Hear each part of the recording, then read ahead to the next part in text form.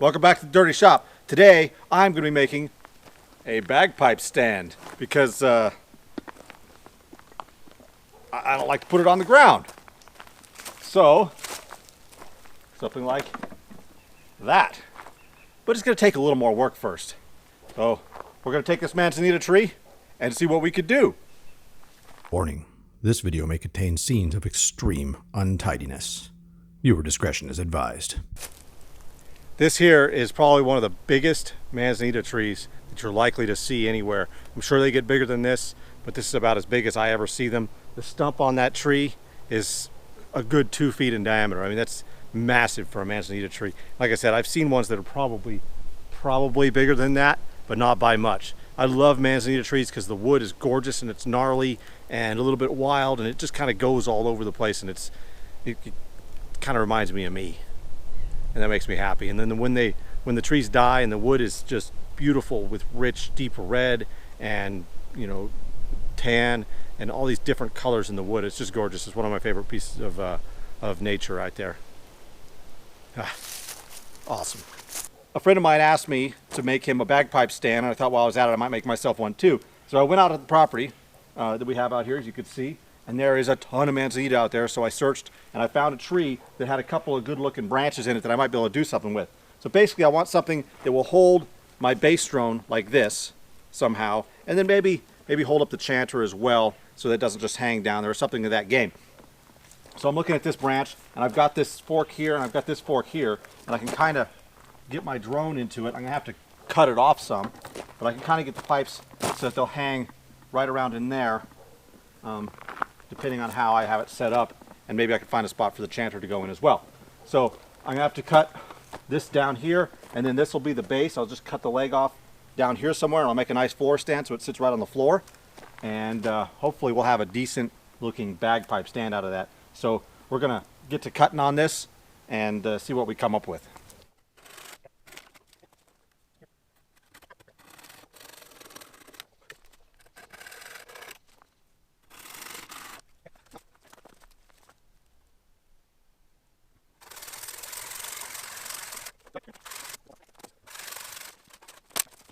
This is a project that I was working on years ago, a big slab of Manzanita I got out of a tree, and as you could see, I mean, I still could use some sanding on it to clean it up, but as you could see, it's just incredible color-wise, the way that looks. So I think that I'll use this for the base since I don't have anything better. Unfortunately, I'm probably going to have to put this side that I did all the work on down.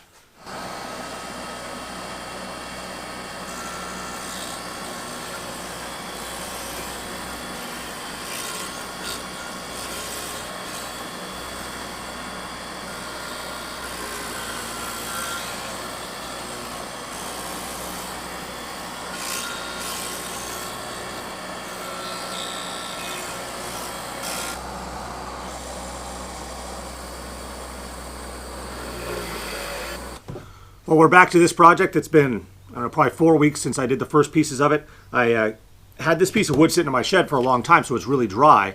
And the other pieces that I cut, the upright parts of it, were wet when I cut them. So I didn't want to varnish them or clean them up while they were still wet and they were going to crack and do their thing. So I'm letting them dry for a while, and finally got back to it here. I think they're probably dry enough to do the job. And I've had a bunch of other projects going on. Some of those I'll put out here around Christmas time.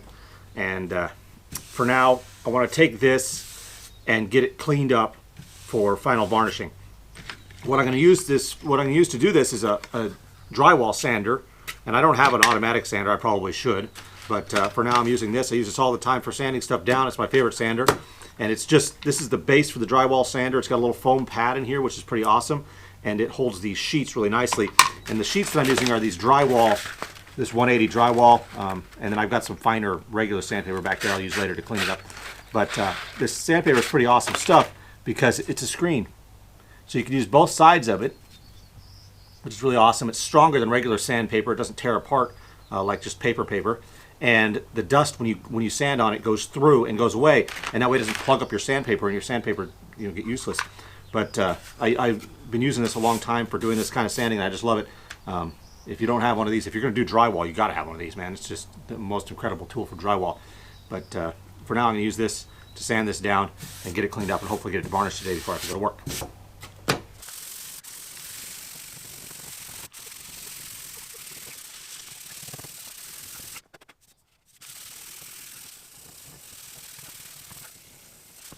Well, that was a lot of sanding to get this down to hand finish.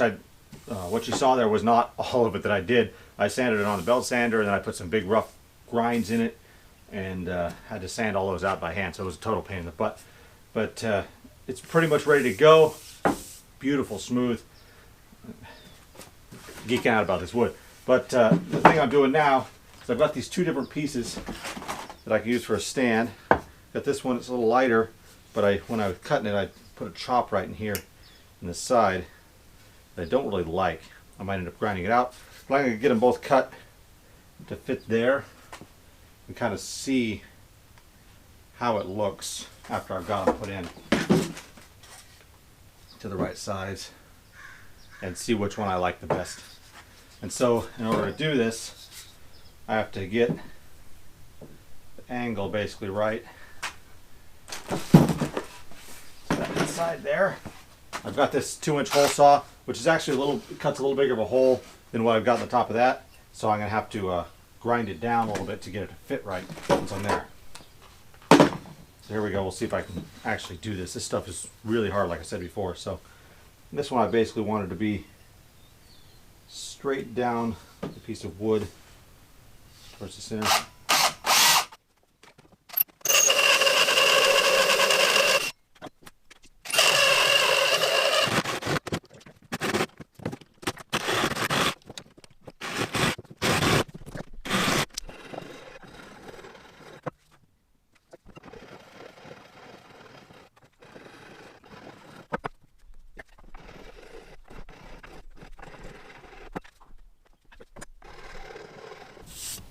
I've got all this touched up and I'm ready to go and epoxy it together. This fits nicely in here and settles in nice like that. There we go.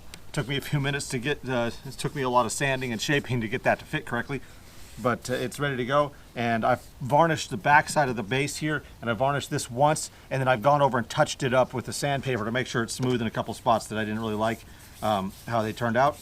And I'm ready to go. I'm going to epoxy it together with some of this JB Weld 5-minute epoxy. This one I really like because it's a small one, and I always end up using like a quarter of the epoxy tube, and then the rest of it just oozes all over something or just sits until it goes bad. It just seems like I never use epoxy that much, and I really need a lot of it. This one's got a little pre-mix tube in the side. You'll see it in a minute when I get it out, and it's nice because I don't have to hand mix it all. So I'm going to epoxy this in, wait a few minutes for it to set, and then I'm going to varnish the rest of it up, and hopefully I'll be done because I'm hoping to give it to my buddy tomorrow.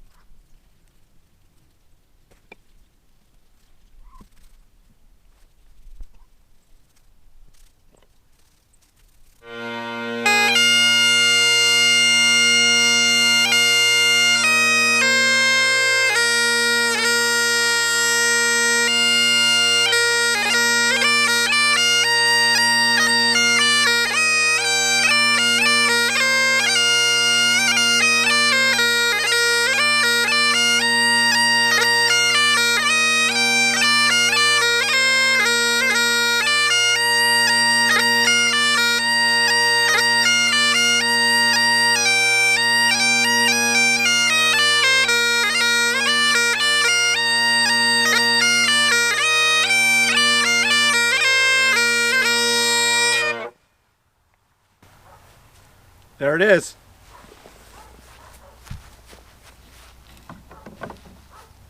Yes. Very nice. Now all I have to do is give it to my buddy. Thank you for watching, and I know this isn't all that interesting to most people, but Manzanita is one of the most beautiful woods on the planet, personal opinion, although I think that there's probably people that would agree with me.